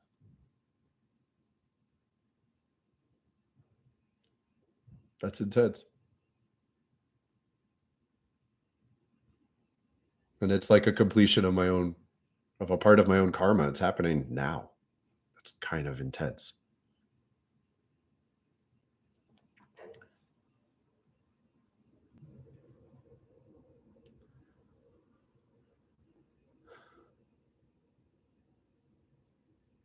That's what he wanted me to say. That's been baggage in the way. For a while I would tell that story, and I told that story like, "Hey man, I'm a hero." It's so easy to tell that story like I'm a hero, but the whole point was that I was able to do what I did because I saw my reflection. I didn't dehumanize him. Despite the fact that this was as bad as it could get, I treated it as like cold, like how do we stop this? Just like really fucking surgical. Like how do we change this? And then after the event, it was like years and years of just I'd feel his presence. And he was like terrified and he didn't know what to do. And like I could feel it when he was like scared to stay in the city he was in and thinking of living somewhere else. And I literally consciously thought about it with him, and I was like, I don't think that's a good idea. I think you'd be miserable. At least you have more connections where you are. It was intense, fucking intense, and really kind of lonely for me, but a hell of a lot lonelier for him. Wow, holy my goodness. All right. There's more now.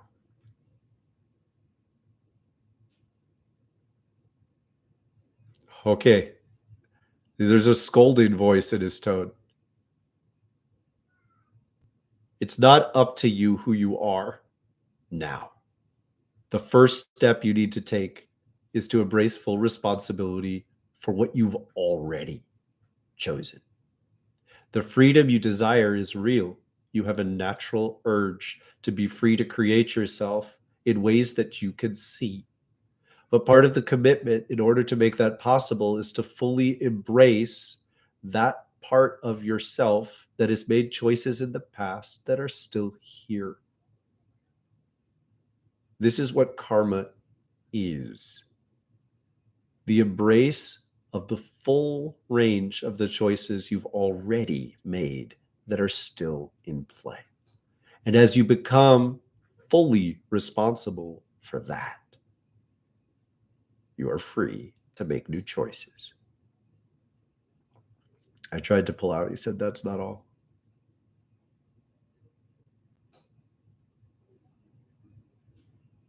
Watch. Watch more clearly where you want to go. Watch it and watch it again. Follow into the rhythms that work for you and allow the perspective of where you want to go to be an investment. Simply let time change.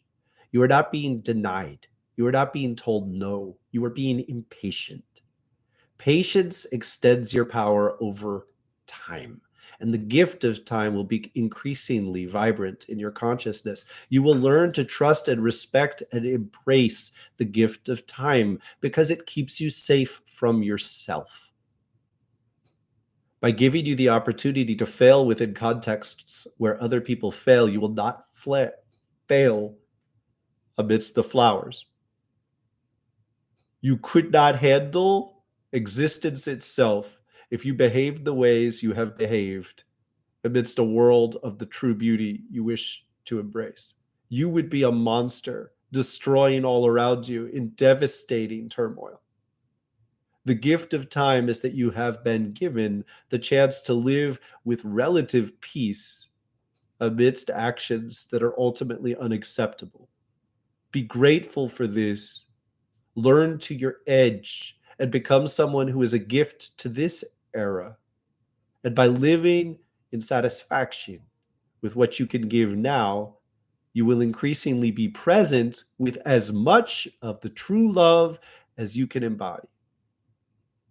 Trust these limits.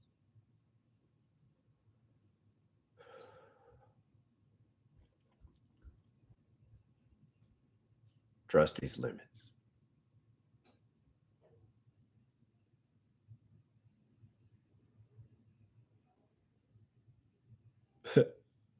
Thanks, Sarah.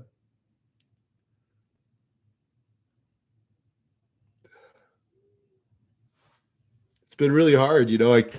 I came home and I came home. I live in Ithaca now, and I came back from this experience. A couple months after this experience, I was like, I'm done. Like, I'm fucking done. Like, I've done this. I've done things like that before. And this was the worst.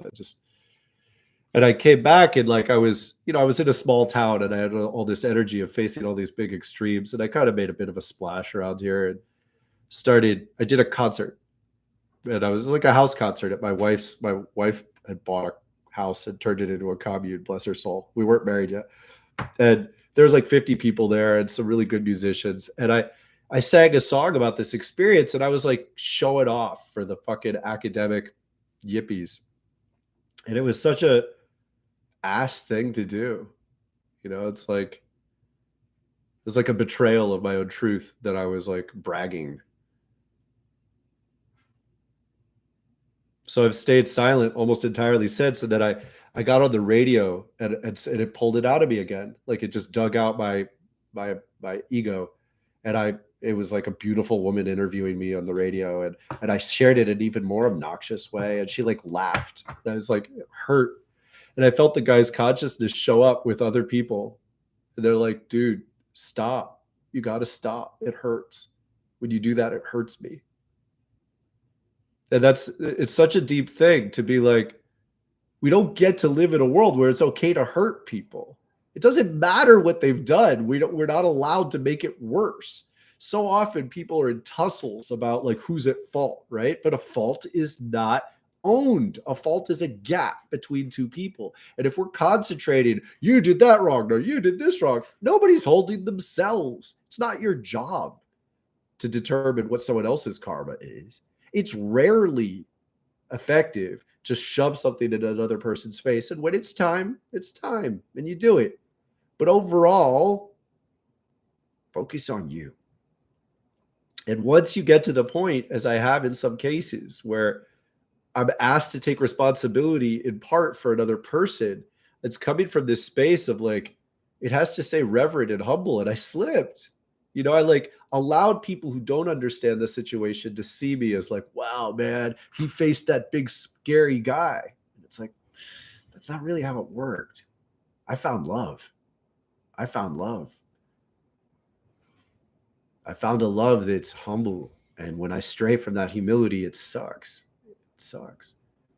And that's why, honestly, I'm so glad YouTube it's effective, because as I've said, it wouldn't be my preference to talk so much. It feels, on a certain level, it feels obnoxious, but at the same time, I'm not bending to impress you in the same way. I'm like much more raw. It's much more just honest.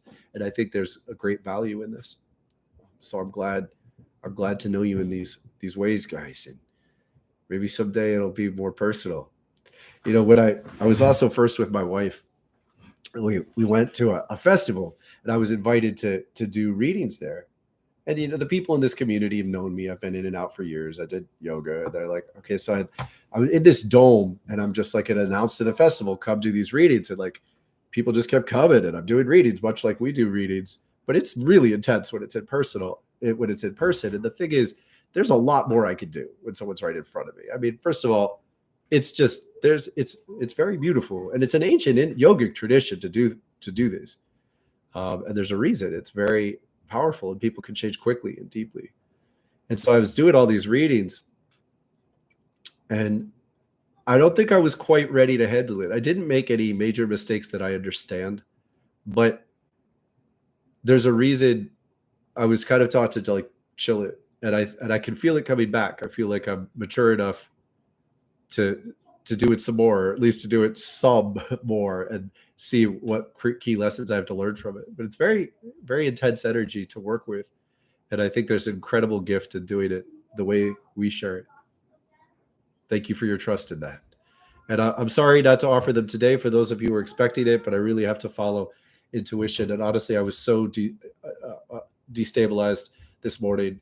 I wish I'd been clear enough to say right away. I was hoping things could change, but I think it's been really beautiful to go into a question and answer instead. And I'm going to have to maintain this as a pattern when it's most appropriate.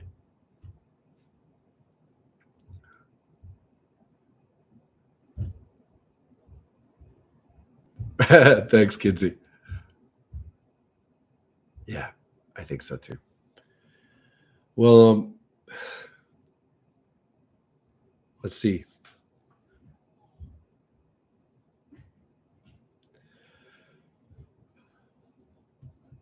During the beginning of the quarantine time, I had this unleashing of the truth of my connection to Thoth.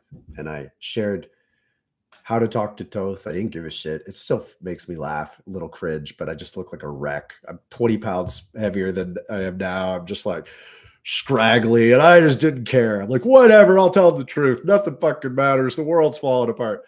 And it's great. I mean, it's one of it, people keep watching the video. It's so honest. And that unleashed something. And I ended up doing like 20 channelings after that. And as the quarantine loosened, I had a harder time doing it. And I got in touch with this sense that like I wanted to stop. It scared me. But more recently, Thoth has been saying, you know, I can still do this with you. You know, you can still do it. You don't need the quarantine. You were using that as a support, but you don't need it. And I can do this with him, with me. To be honest, and I'll tell you these, he's been guiding me towards something.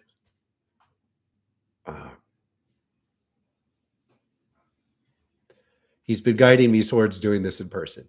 And he's been guiding me to do something more like, you know, what Abraham Hicks does. And it's really beautiful. And I'm a little intimidated by it. And I don't know a lot of answers about what that would turn into or look like. But I love it. I love the challenge of giving my best to the world more than anything. And I see that in the future. And I think a good step would be to tell you next week, we will be answering questions with Thoth for the first hour. There'll be an intro, and then I will answer your questions. And I'm going to ask you to put some work. There's a lot of things I can answer like this because I've worked with it so much and I've asked so frequently, and it's just present for me. But to go into communion with him and answer from that space where it's sort of like we are answering, much the way Esther Hicks does it with Abraham. It's really the best way to say we, because there's a communion of energy. And I can do that, and I will do that. And I ask you to put some work into, you know, what questions deserve that kind of attention. Think about it over the course of the week and bring those questions, and we'll create space for it in a way that I believe will be quite special. And by committing to that, I know he's asking me to, and I know I'm not going to back down for next week. So that'll happen.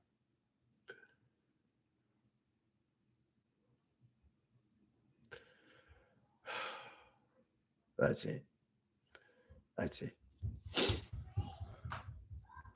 I need to chill. I love you guys. Weekly witness. I prepared this question. I'm kind of excited about it. What do you need to learn that you're avoiding? Now, I'm going to give you an example, and I'd like you to work with it. You see this keyboard? My family needs me soon. You see this keyboard? How many of you can touch type the numbers?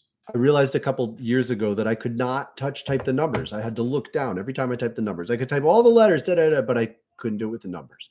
I had not challenged myself to learn that. And because I never challenged myself, I didn't do it. We won't learn things just because. You won't just naturally learn everything.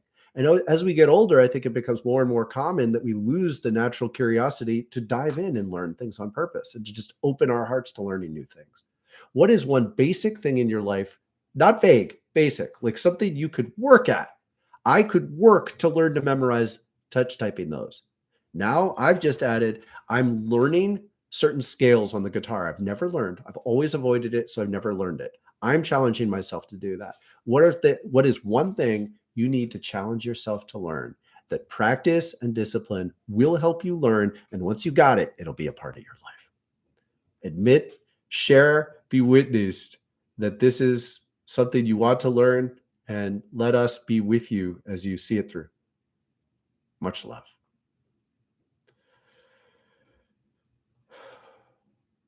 Much love. Be with you and your families.